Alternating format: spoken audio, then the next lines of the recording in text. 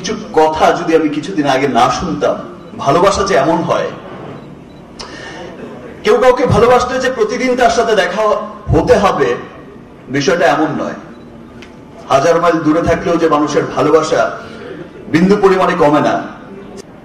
আজকে আমরা যদি পার্শ্ববর্তী দেশেই দেখি, সে হলিউড পর্যন্ত এতদূর 713 নদী পেরিয়ে নাই গেলাম, যদি পার্শ্ববর্তী দেশের টলিউড ইন্ডাস্ট্রিও যদি দেখি, বিগত কিছুদিন আগের কথাই যদি আপনারা বলতে যান, অনেকেই কিন্তু বলে থাকেন যে ভাই সেখানে তো কিছু বছর আগেও আপনার সেখানে বাতিই জ্বলতো না, অবস্থাটা এমন ছিল।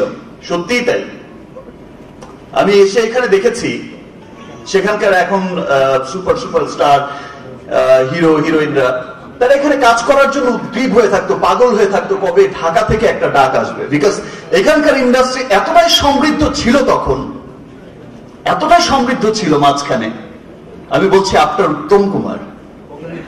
উত্তম কুমারের অধ্যায়টা শেষ হয়ে যাবার পর একটা বিরাট ক্রান্তিকাল কিন্তু তাদের গেছে, যেখানে এত অল্প বাজেটের সিনেমা হতো, সেটা দিয়ে মানে আমাদের একটি বাজেট দিয়ে তাদের 7টি সিনেমা বানানো যেত, এমন একটা অধ্যায় তারা পার করেছে। বাট তারা সকলে একত্রিত হয়ে, আপনারা সকলেই জানেন, ইম্পার মতো একটা অ্যাসোসিয়েশন গড়েছে। সেখানে আর্টিস্ট অ্যাসোসিয়েশন আছে, পরিচালক আছে, প্রযোজক আছে, শিল্পী, কলাকুশলী, ইনফ্যাক্ট আপনার যে প্রোডাকশন বয়টা কাজ করছে, যে আপনাকে ড্রেস পরিয়ে দিচ্ছে, যে আপনার মেকআপের ক্যানটা নিয়ে দাঁড়িয়ে আছে, সে পর্যন্ত আছে। সেখানে হল মালিক অ্যাসোসিয়েশন আছে, হল মালিকরা আছে, যেখানে আপনার বুকিং এজেন্টরা আছে। সকলের স্বার্থই কিন্তু সেখানে রক্ষিত হচ্ছে। আসলে এটা প্রয়োজনীয়তা ছিল অনেক আগেই।